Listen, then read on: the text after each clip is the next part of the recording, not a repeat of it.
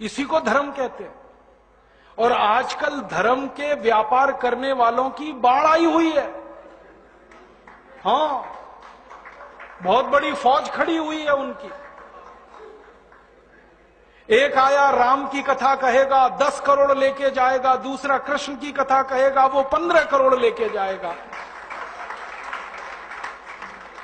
और आप जैसे भोले भाले मूर्ख लोग डालते हैं उनके पात्रों में, ले जा भाई। ये बापू नहीं है, डाकू हैं। बापू नाम तो शर्म आती है कहते हुए। कहीं से 10 करोड़ लूटो, कहीं से 20 करोड़, कहीं से 25 करोड़। और आप लोगों की मजबूरी है कि काले धन का करें क्या? इनकम टैक्स वाले पकड़ते हैं तो ये बापुओं को देते रहते हो आप। क्या करें उसका? और ये बापू लोग हमें सिखाते रहते हैं जो हो रहा है अच्छा हो रहा है। वाह वाह, मैंने देखा है क्या क्या पाखंड और नौटंकी चलता है। भगवान राम की कथा कहने आते और भगवान राम की जिंदगी के वो प्रसंग कभी नहीं सुनाते जो हम में वीरता पैदा करें, जो साहस पैदा करें। राम की जिंदगी में बहुत सारा हिस्सा साहस का है, वीरता का है। जब 14 वर्ष के लिए वनवास चले गए राम, तो हमको सुनाई जाती है राम की जो कथा ना, उसमें कहते हैं राम ने 14 साल एक ही काम किया, हाय सीते हे सीते, हाय सीते हे सीते, हाय सीते। ये सुनाते हैं हमको। हाँ, यही सुनाते हैं निकाल के कहानी में से। और मैं कहता हूं कि राम को अगर हाय सीते हे सीते हाय सीते यही करना था 14 साल, तो दूसरा विवाह क्यों नहीं कर लिया? सैकड़ों राजा तैयार थे अपनी राजकुमारियों को राम को देने के लिए, वो तो कर लेते दूसरा विवाह। क्योंकि हाय सीते हे सीते, हाय सीते हे सीते, एक स्त्री के लिए अगर वो इतने ही बिलख रहे थे, तड़प रहे थे, दूसरा विवाह कर लेते। तो ये सब चुप हो जाते हैं, फिर बात नहीं करते। फिर मैं उनको रामायण में से निकाल के दिखाता हूं, देखो राम ने हे सीते हाय सीते कहा नहीं कहा ये मुझे नहीं मालूम, लेकिन 14 साल वन में रहते हुए सैकड़ों राक्षसों का संहार किया उन्होंने, मारा उनको और धर्म राज्य की स्थापना कराई। ये कहानी नहीं सुनाते क्योंकि इससे वीरता पैदा होती है। तो राम का जो वीरत्व है वो नहीं सुनाएंगे आपको, उनकी जो कमजोरियां हैं वो सुनाते हैं आपको।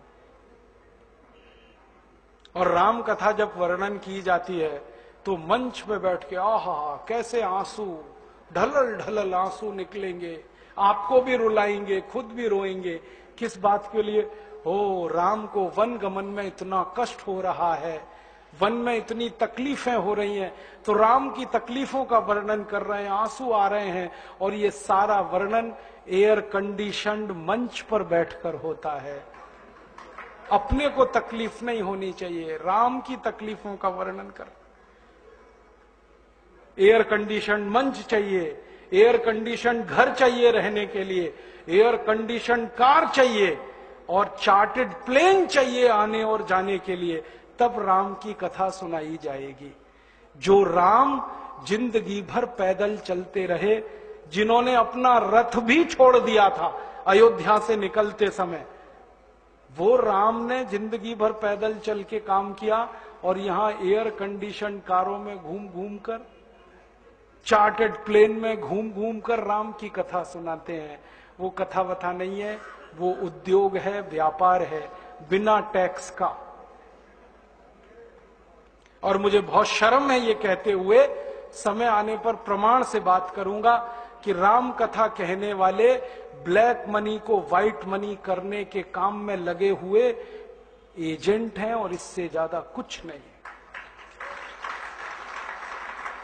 और मुझे इससे भी बड़ी शर्म आती है कहते हुए कि आप जो उनको दे रहे हैं दान के रूप में, वो पैसा ब्याज पर उठा रहे हैं वो दूसरे लोगों को, और आपके दिए हुए पैसे से धंधा बना रहे हैं अपना।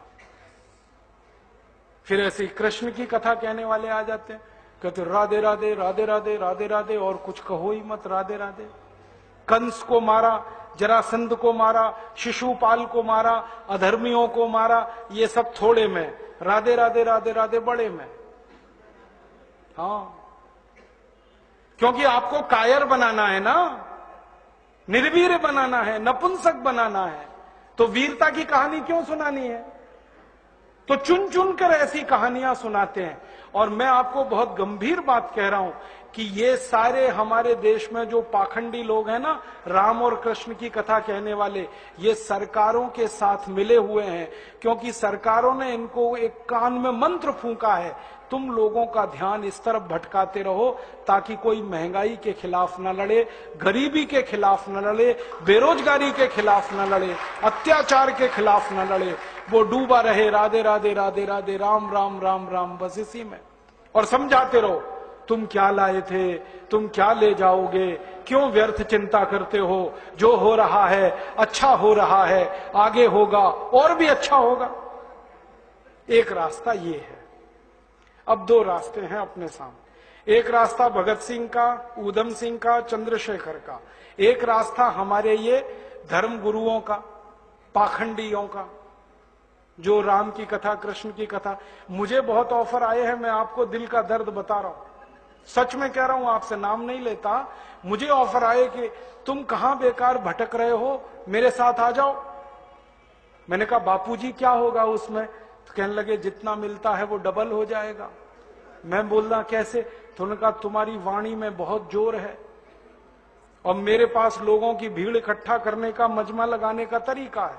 मैं ऐसा डमरू बजाता हूं कि सब इकट्ठे होते हैं और तुम्हारी वाणी में जोर बहुत है, मिलके लूटेंगे, थोड़ा तुम्हारा थोड़ा मेरा। ऐसे खुले ऑफर हैं मेरे पास। और मैं कहता हूं बापूजी माफ करो। क्यों? कहते तुम्हें पैसे नहीं चाहिए? मैंने कहा पैसे ही चाहिए होते तो बहुत रास्ते हैं मेरे पास, यही एक बचा है। पैसे ही कमाने हैं तो बहुत रास्ते हैं, ये एक रास्ता थोड़ी है। बहुत तरीके हैं, पैसे कमा लूं, घर बना लूं, बीवी बच्चे ले आऊं, करोड़पति हो जाऊं, 10 करोड़पति हो जाऊं, 100 करोड़पति हो जाऊं। बहुत आसान काम है ये तो। थोड़ी चालाकी हो तो सैकड़ों करोड़ बनाना बिल्कुल मुश्किल नहीं है इस देश में। फिर अंत में तो वही होगा ना, सैकड़ों करोड़ हो गए, एक दिन डायबिटीज होगी, एक दिन अर्थराइटिस होगा, एक दिन हार्ट अटैक आएगा, मैं मरने ही वाला हूं। तो मरना तो है ही, वहां भी शायद जल्दी मरूं, क्योंकि जब शरीर में तामस वृत्ति आती है ना तो जल्दी मरता है आदमी। जब तक सात्विक रहता है तब तक थोड़ा दम रहता है, तो तामस वृत्ति आएगी, मरना मुझे वहां भी है।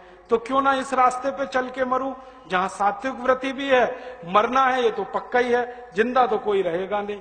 तो भगत सिंह का रास्ता क्या बुरा, ऊधम सिंह का रास्ता क्या बुरा, चंद्रशेखर का रास्ता क्या बुरा? कुछ करके मरो ना। मरेंगे ये सब भी, साधु संत पाखंडी, राम की कथा सुनाते सुनाते हार्ट अटैक आएगा, मरेंगे वो भी। डायबिटीज सबको हो रखी है, मैंने देखा है नजदीक से जाके, सब इंसुलिन लगाते हैं, खाते हैं गोलियां, अपनी डायबिटीज नहीं मिटा पाते, दूसरों को उपदेश देते फिरते। ब्लड प्रेशर सबको बढ़ा हुआ है, क्योंकि ये जो काला धन है ना, इसका हिसाब किताब करने में बीपी ही बढ़ने वाला है। सब बीपी की गोलियां खाते हैं, सब डायबिटीज के लिए शिकार है, तो दूसरों को उपदेश देंगे तो मैं भी लग जाऊं, वो एक रास्ता है। एक रास्ता भगत सिंह, ऊधम सिंह, चंद्रशेखर का भी है। मौत तो दोनों में ही आने वाली है, बस अंतर इतना है, एक मौत ऐसी आएगी जिसको देश और समाज जिंदगी भर याद रखेगा, और एक मौत ऐसी आएगी कोई पूछेगा नहीं। तो हमने तो चुन लिया है दूसरा रास्ता, भगत सिंह वाला, ऊधम सिंह वाला, और तय कर लिया है कि जैसे भगत सिंह, ऊधम सिंह, चंद्रशेखर ने गोरे अंग्रेजों को भगाया, वैसे ही हम आज के इन काले अंग्रेजों को मार भगाएंगे इस देश में। और करना क्या है? करना तो एक ही काम है, इस लूट के तंत्र को बदलना है जो अंग्रेजों ने कायम किया और आज तक चला आ रहा है। और ये तंत्र जब तक हम बदलेंगे नहीं, एक भी गरीबी, भुखमरी, बेकारी की समस्या का समाधान होगा नहीं। तो अब हमने क्या करना है, हमारे सपने क्या हैं इस भारत के बारे में? अब मैं व्याख्यान के अंतिम भाग में हूं। क्या सपने हैं? पहला सपना है गरीबी, बेरोजगारी दोनों खत्म हो इस देश से, क्योंकि ये मेरे अकेले का सपना नहीं है, भगत सिंह का भी यही था, चंद्रशेखर का यही था, सुभाष चंद्र बोस का यही था। इन सारे क्रांतिकारियों ने जब लड़ाई लड़ी है ना, तो अपने अपने समय में बहुत सारे लेख लिखे हैं, भाषण दिए। उन भाषणों को मैं इकट्ठा कर रहा हूं आजकल, लेखों को इकट्ठा कर रहा हूं। कोई भी क्रांतिवीर ऐसा नहीं है जो ये ना कहे कि अंग्रेजों को भगाना आखिरी उद्देश्य है। वो कहते हैं अंग्रेजों को भगाना तो पहला उद्देश्य है, आखिरी उद्देश्य है भारत की गरीबी मिटानी है, भुखमरी मिटानी है, बेरोजगारी मिटानी है, भारत में समृद्धि लानी है। सब क्रांतिकारी यही कहते हैं, उनका भी यही सपना है, हमारा भी यही सपना है कि भारत की गरीबी, भुखमरी, बेकारी दूर हो।